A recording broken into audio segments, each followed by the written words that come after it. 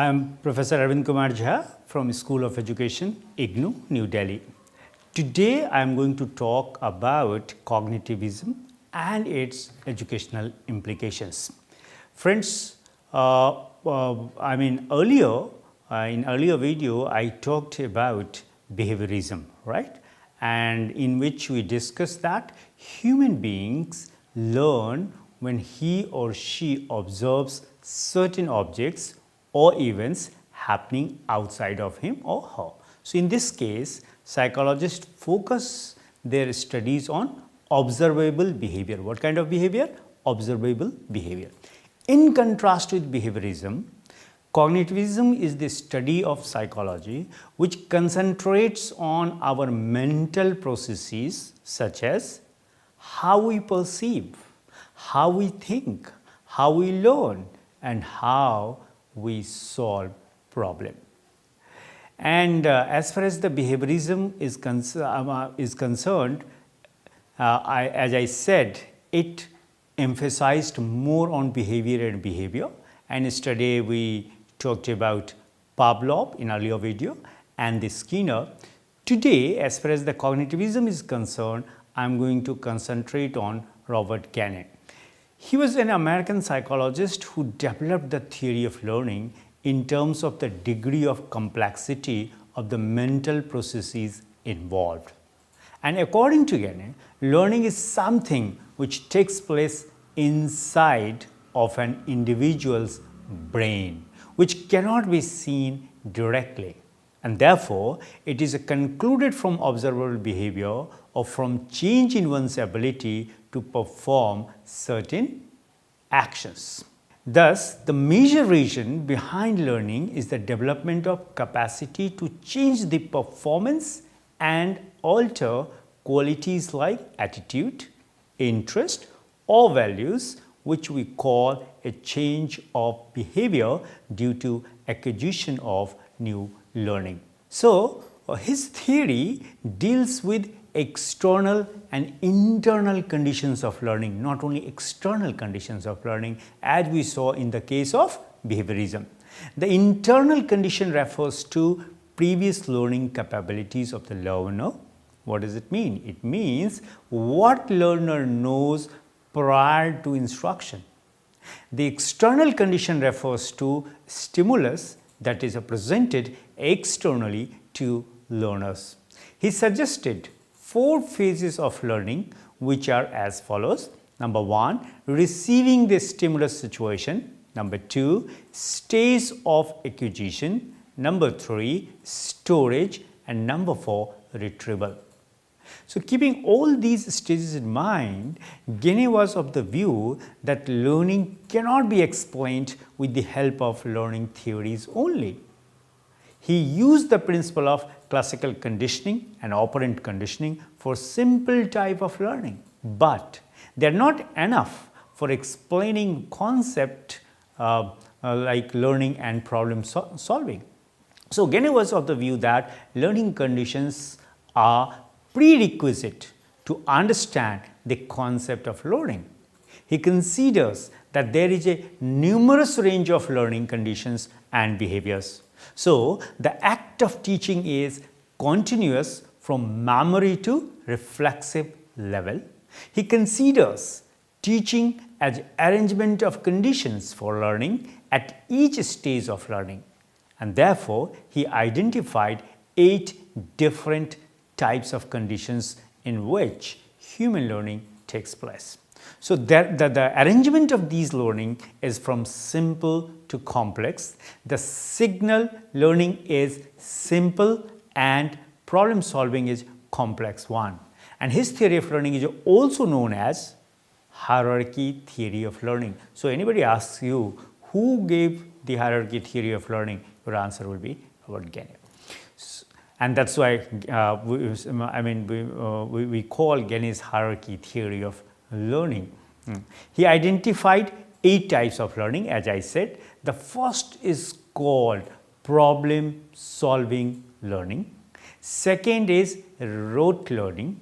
Third, concept learning. Fourth, multiple discrimination. Fifth, verbal association. Sixth, chain learning, 7th SR learning, and 8th single learning, as I said earlier, friends.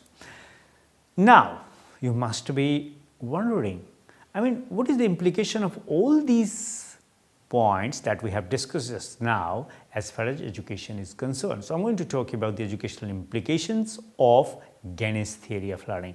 So, Gagné's theory of learning comprises, as I said just now, 8 levels of learning where the learner masters the lower level before mastering the next higher level. The lowest 4 levels focus on behavioral aspects, whereas highest 4 levels on cognitive aspects. And it starts with signal learning and ends with problem solving. Likes and dislikes of the children are acquired through signal learning. So, Gagné advocated that learners should learn from simple things to complex things so that he or she can easily learn the things in a systematic way. And that's why when curriculum is arranged, when the contents of a syllabus is arranged, this particular point is kept in mind while formulating a particular syllabus at a particular level. For example, what students are supposed to study at 3rd standard, we don't prescribe at the 1st or the 2nd standard, right? So, from simple things, then we go and keep on moving, friends.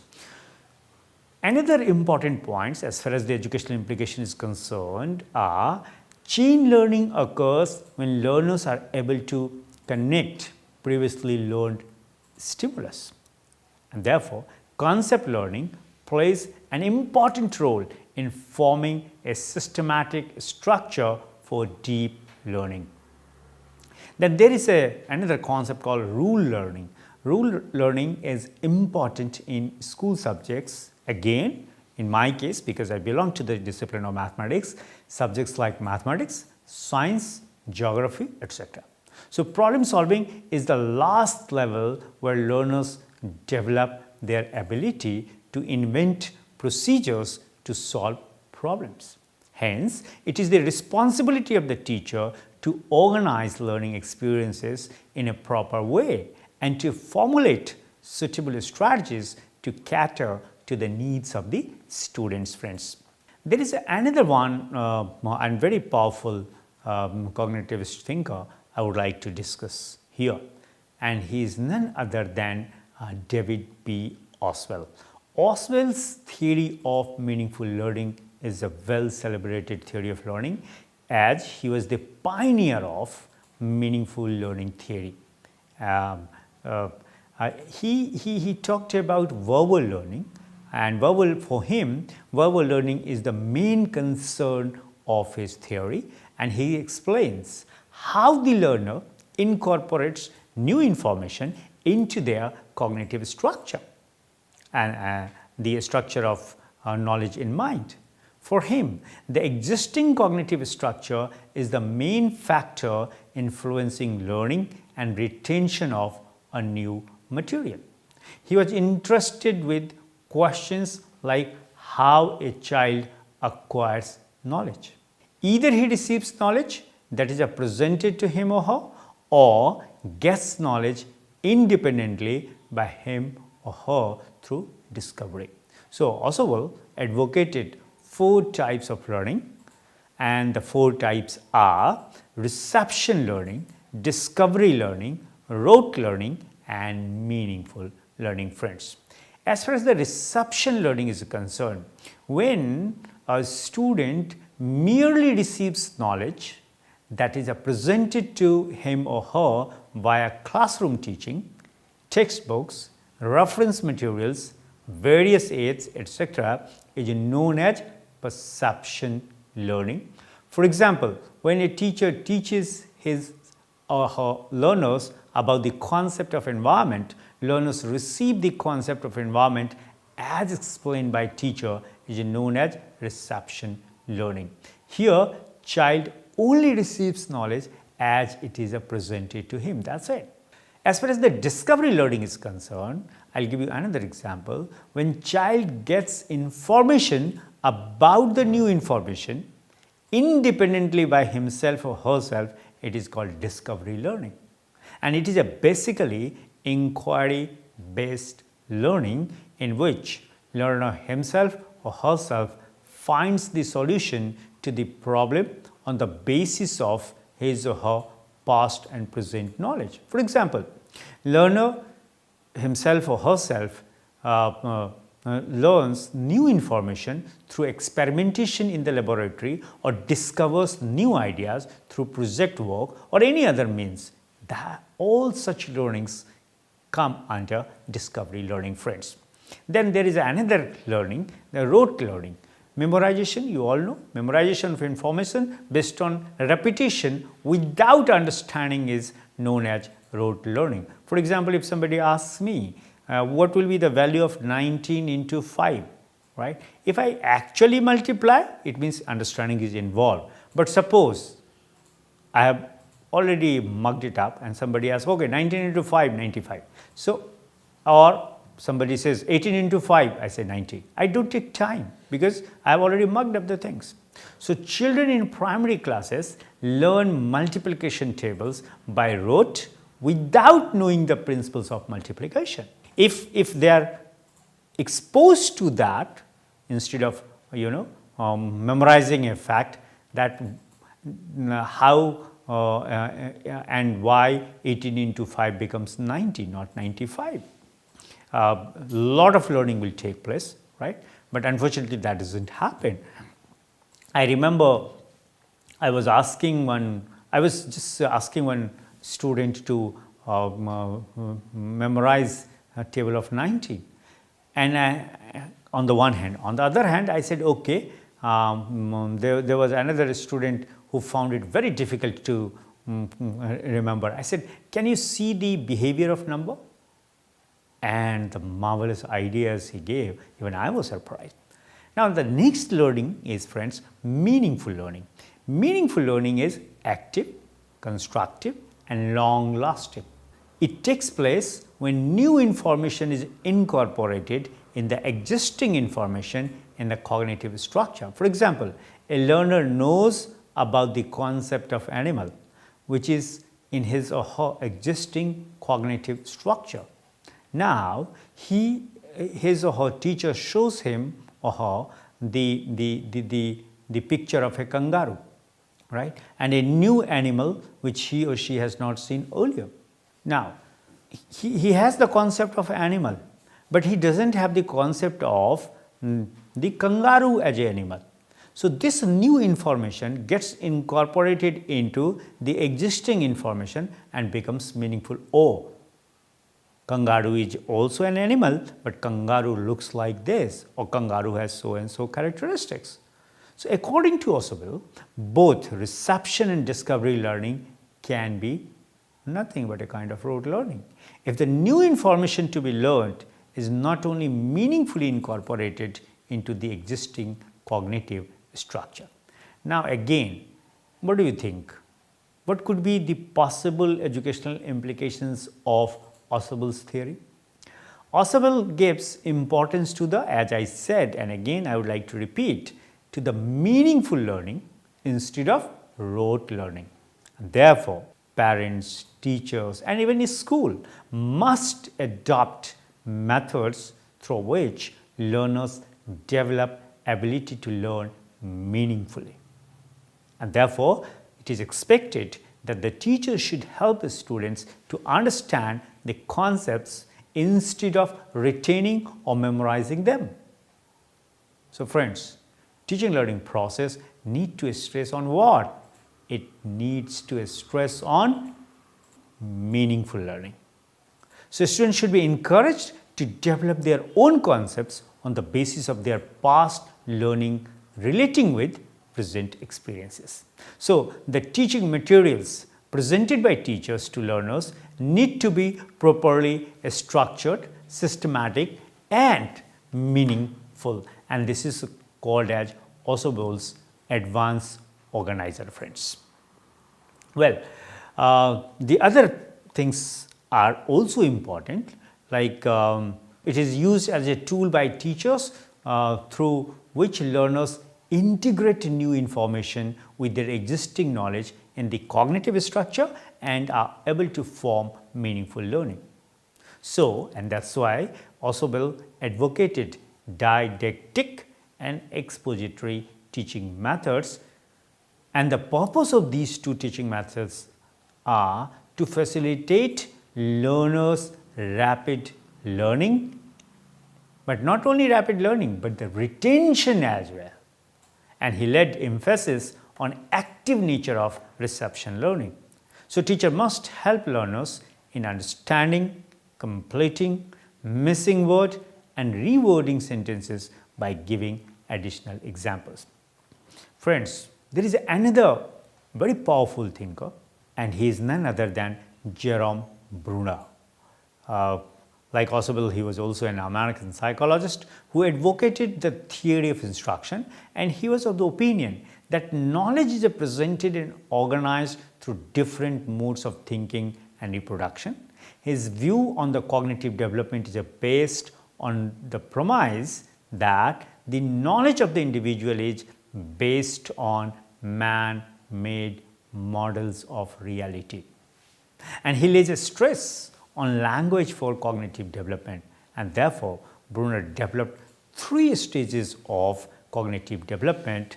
The first stage is known as inactive stage, and he says it is from 0 to 1 year, and at this stage, that is inactive stage, it is the representation of knowledge through actions, and there is a direct manipulation of objects by infants without any internal representation of the objects.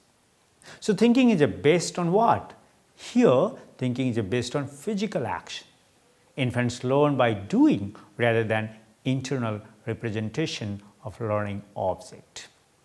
The second stage, Bruner has identified it as iconic stage, and he says it could be between 1 to 6 years. And in this stage, child represents external objects visually in the form of mental image or icon. So, information is stored as visual images like pictures in the mind. Visual images and pictures need to be presented while providing learners verbal information. Then there is a third stage, and this third stage is known as symbolic stage. Now, this is considered 7 years onwards. So, once a child starts 7 years and onwards, he or she comes at this stage. And this is a stage where information is stored in the form of a code or symbol such as language. So, the moment somebody tells me, do you know what is a mango? The moment he say M-A-N-G-O, mango, all visuals, everything is there in my mind. So, knowledge is stored primarily as words. Or somebody say that, do you know what is a phi is a symbol of what? And if somebody say, oh, phi is a symbol of null set. So, mathematical symbols or other symbol systems such as music. So, according to Bruner, learning takes place by the active processing of information, which is constructed and organized by the learner in a unique way. Individuals do not get ready-made knowledge about the world. Rather, they select the environment, process and organize the information which they take from the environment and store it in their own way for future use. Now, what is the use of studying Bruner's theory of learning? Or you can say, what are educational implications of Bruner's theory? See, Bruner gives a stress on what? Bruner gives a stress on readiness of learner in the learning process. Teacher must take into account the experiences and context of child which motivate him or her to learn. So, teaching learning process should take into account nature of the learner and predispositions in him or in her. So, the role of a structure in learning and how it may be made center of teaching need to be focused by the teacher. So educational goals must be clear and related to life of the learner, as they help develop intrinsic motivation which activates the process of exploration. So the learner must be aware of goals of life because they desire to learn. Now, another very important educational implications could be, you all must have realized by this time that he has given importance to child in learning process, and he was also of the opinion that knowledge must be related to previous experience of the child. It must be designed in such a way that it is effective for development of the learner.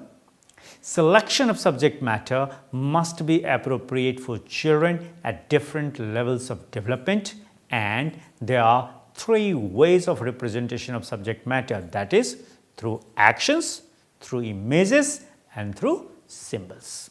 Further, as far as the educational implications of Bruner's theory is concerned, you can say that the teaching learning materials, whether it is a curriculum or the syllabus or the textbook, should be systematically arranged for effective teaching and must be prepared following the principles of simple to complex, easy to difficult, known to unknown, and concrete to abstract. And that's why perhaps Bruner developed a spiral curriculum. What do you mean by a spiral curriculum? A spiral curriculum indicates repetition of topics of a subject at curriculum in different stages of school education. Okay? Bruner believed that any child of any age could be taught any subject at any stage of development. And that's a very, very powerful message. The sequence of teaching learning is a combination of actually performing it. It means through doing it, through sensing it, and through a symbolic means such as language leading to effective learning. The progress starts with doing, then moves to picture, and finally to using symbolic representation. Now friends, social cognition.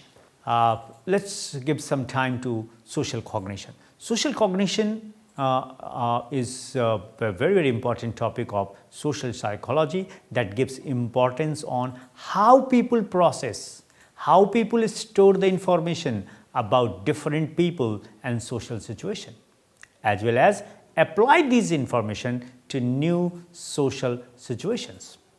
So, social psychology mainly deals with cognitive than general psychology. So, social psychology deals with internal mental state such as beliefs and desires. Social information helps people to make different judgments and decisions.